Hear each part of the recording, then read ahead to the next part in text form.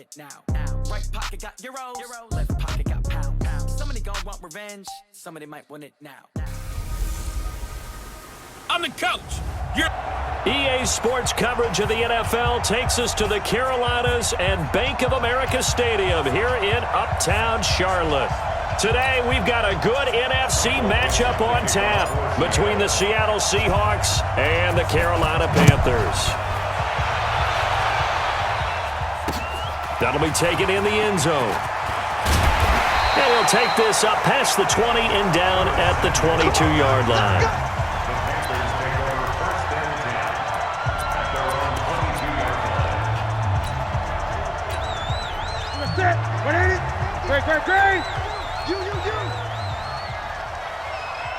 Great.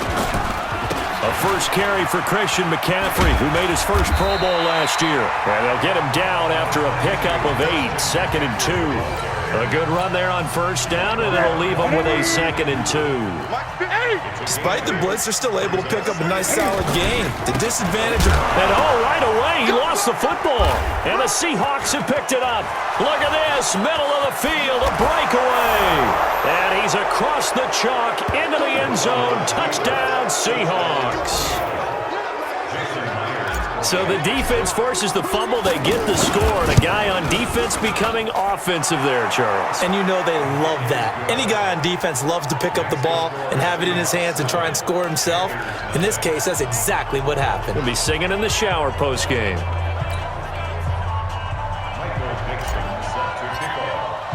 And you can bet they're preaching 2 hands on the ball here as the kick's away following that fumble return. That'll be taken in the end zone. And no run back here. This will be a touchback, and it comes out to the 25-yard line. Christian McCaffrey and the Panthers about set to go on offense. He's probably a little angry at himself. It was his fumble, obviously, a moment ago that led to the scoop and score touchdown that has him down early. And now we find out about the psychology aspect of being a coach. Because when you have a guy that's just happened, some people want to take him out of the game immediately. Others say, you know something? Let's feed him the ball again next series and see if he's going to be able to atone for it. Let's see what they decide to do. Trying to run inside, but nothing there. No gain on the play there. 2nd down. All right, quick observation, Brandon, because early on in this game, I'm seeing linebackers playing their noses close to the line of scrimmage. And my guess is the wheels are turning on that other sideline. As a play caller, you're filing that away right now. Into a double team, and it's intercepted. Picked off by Brad McDougald. And he's going to return it to the 21-yard line. Well, not a good omen there. His first throw of the afternoon, intercepted. And I know what the fans are thinking right now. I hope there's not negative thoughts in his head going forward since that's his first throw of the game. But one of the things I remember about him coming out of school is he's able to wipe things away pretty easily and move on.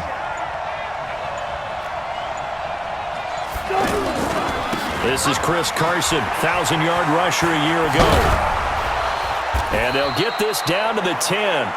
Give them 11 yards that time and a new set of downs. Partner, I remember a coaching friend of mine used to tell his running backs before games, make sure you run and jog with your offensive line in pregame. Get used to the ground shaking when those big behemoths start to create space for you up front. He did a pretty good job of just following those guys through there for a nice explosive run.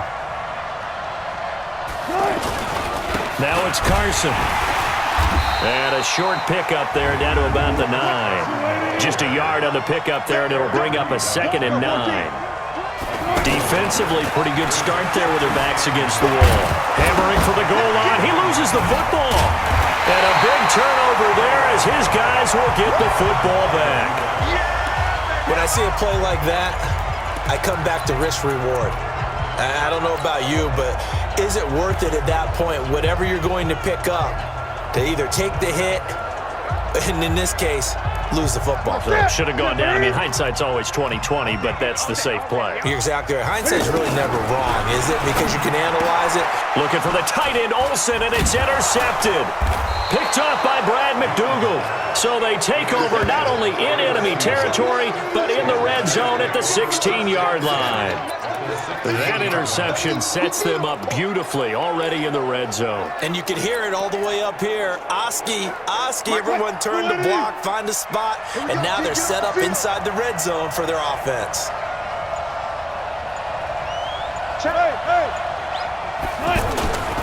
They'll run on first down. It's Carson, and he is met quickly in the backfield. Down he goes, folded like a lawn chair.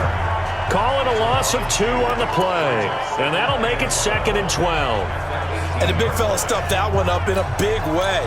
I think doubling him has to be a priority because you can't move up to the next level if you don't take care of him first.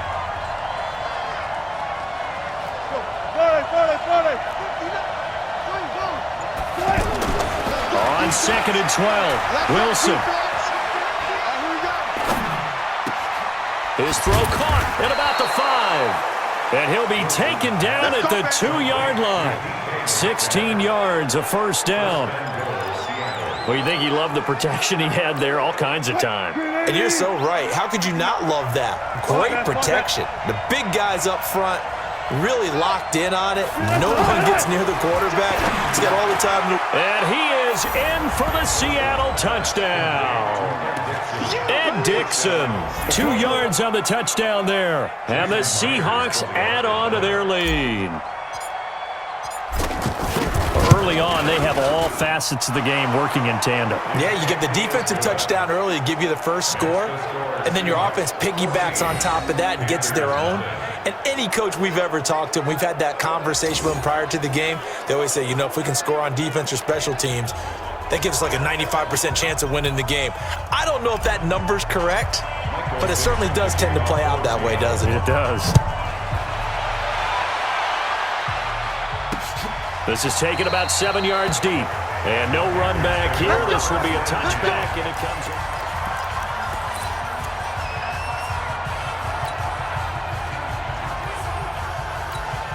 Carolina getting set to take the field.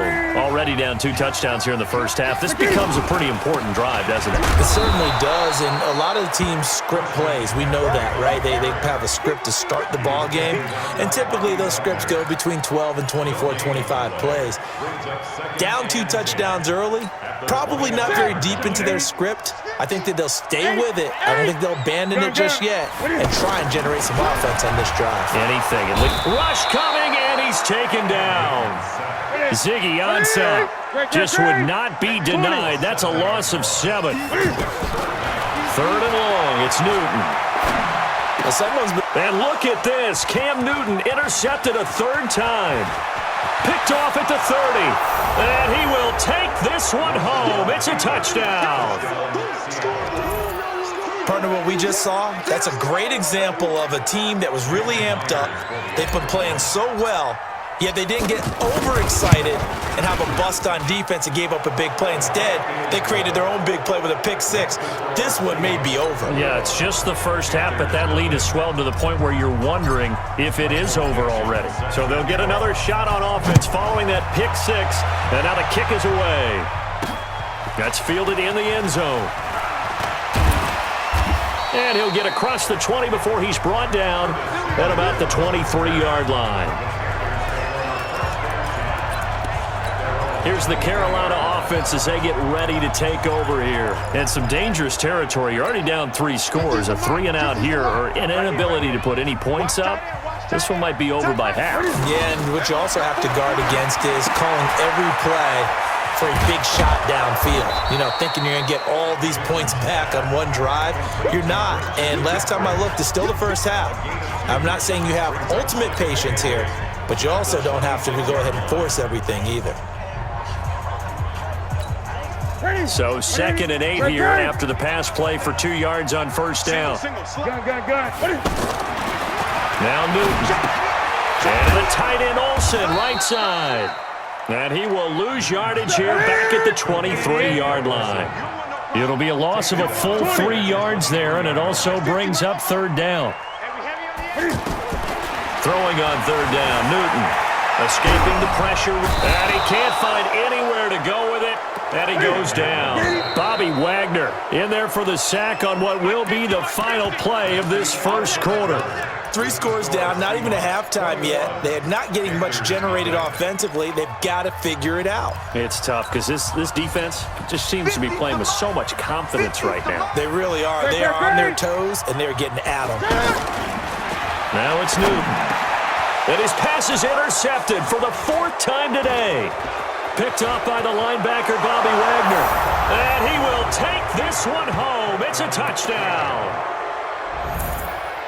That pick six extending this lead even further. And boy, it's been a while since I've seen a team struggle this badly in the first half. I think all they want to do is get to the locker room, try and regroup, and come out to start the third quarter.